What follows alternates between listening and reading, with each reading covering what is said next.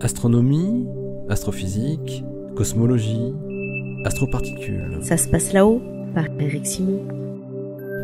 Voilà une nouvelle FRB localisée.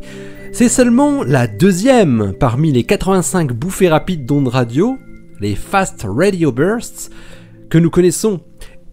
Et c'est grâce au hasard. Une découverte décrite dans Science cette semaine. Cette bouffée d'ondes radio n'a duré que 1,3 millisecondes le 24 septembre 2018.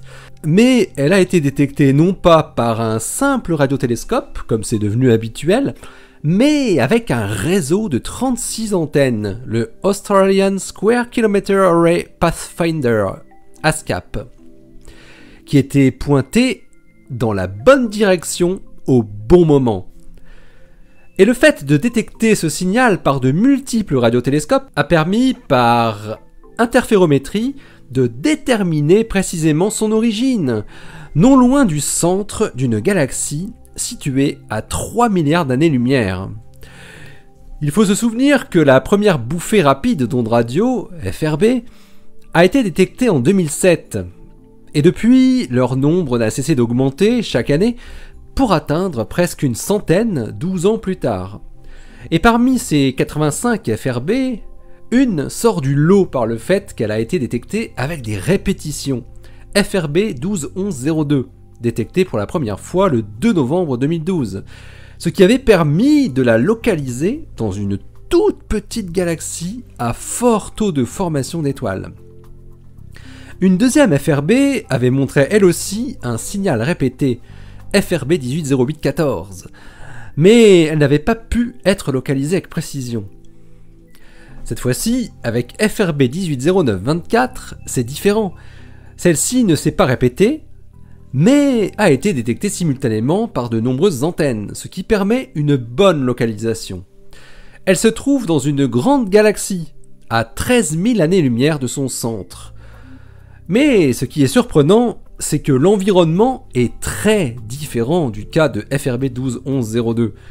Ici, la galaxie est 30 fois plus brillante, et au lieu d'être une nurserie stellaire, elle est au contraire peuplée de nombreuses vieilles étoiles. Par ailleurs, FRB 121102 avait été localisée au même endroit qu'une source radio continue, à la grande périphérie de sa galaxie hôte. Les deux sources sont donc probablement assez différentes. Et il faut rappeler que les astrophysiciens ne savent toujours pas quel processus physique est à l'origine de ces signaux rapides de quelques millisecondes.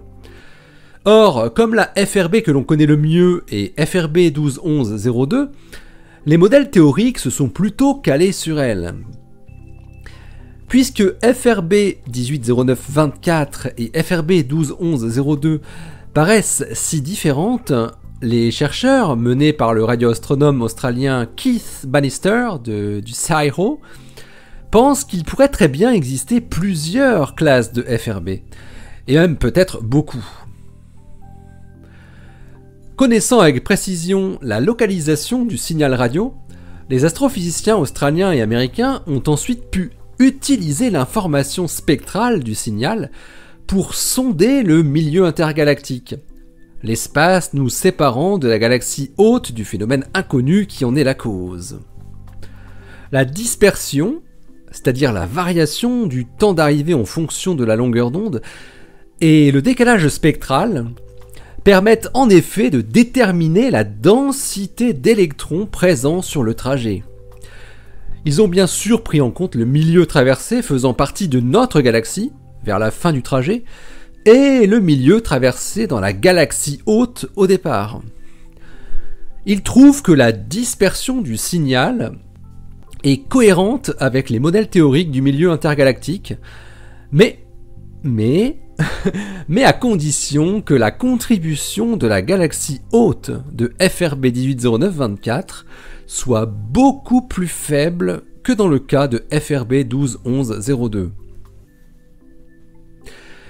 Et une fois connue la densité d'électrons, la bouffée rapide d'ondes radio a aussi été utilisée pour quantifier la magnétisation du plasma du milieu intergalactique le long de la ligne de visée. Les chercheurs exploitent pour cela le phénomène de rotation de Faraday, qui induit une modification de la polarisation des ondes radio lorsqu'elles traversent un champ magnétique. Ils trouvent une limite supérieure pour le champ magnétique d'environ 30 nanogauss. La valeur dépend en fait légèrement du redshift auquel se trouve le plasma magnétisé traversé. Cette contrainte sur la valeur du champ magnétique apparaît similaire à celle trouvée grâce à d'autres bouffées, et elle reste cohérente avec les modèles de magnétisation dans le plasma extragalactique. Cette étude nous montre que des réseaux interférométriques comme ASCAP vont désormais pouvoir localiser quantité de FRB non répétitives, qui sont de loin les plus nombreuses parmi les FRB. Et c'est donc un grand pas vers la compréhension de ces phénomènes toujours très étranges. L'article de Keith Bannister et ses collaborateurs est paru dans Science le 27 juin 2019 et il porte le titre « A single fast radio burst localized to a massive galaxy at cosmological distance ». Allez, d'ici la prochaine, portez-vous bien, restez bien les yeux vers le ciel et les pieds sur terre. Allez, salut!